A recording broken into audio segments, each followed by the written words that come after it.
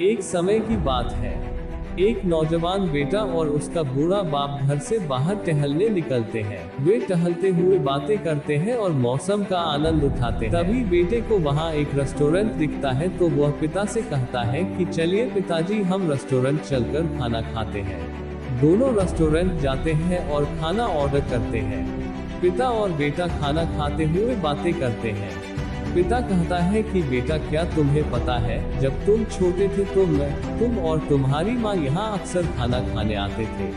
बेटा अपने बाप की बहुत इज्जत करता है। बेटा कहता है कि पिताजी, मुझे याद है, इसीलिए तो मैं आज आपको यहाँ लेकर आया हूँ। पुरानी यादें ताज़ा हो जाएगी। पिता अपने बेटे की ऐसी बातें सुनकर मन ही मन बहुत खुश हुआ। दोनों खाना खाने लगे। खाना खाते समय पिता के हाथ से खाना गिर जाता है और उसके कपड़े गंदे हो गए। ये देखकर वहां बैठे हुए लोग हंसने लगे, लेकिन बेटे को कोई फर्क नहीं पड़ा।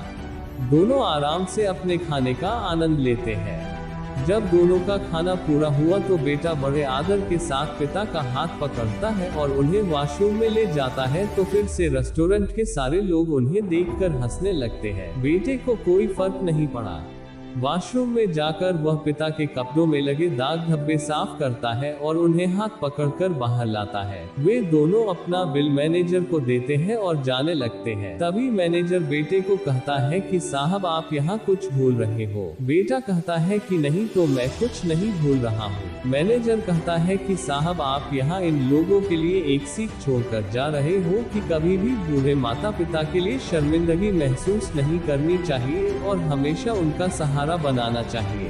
दोस्तों, आप सब भी अपने माता पिता की सेवा जरूर कीजिए, क्योंकि बचपन में हमारे माता पिता ही हमारी सेवा करते हैं और हमें पढ़ा लिखा कर इस लायक बनाते हैं। हमारा तो हक बनता है उनकी सेवा करने का।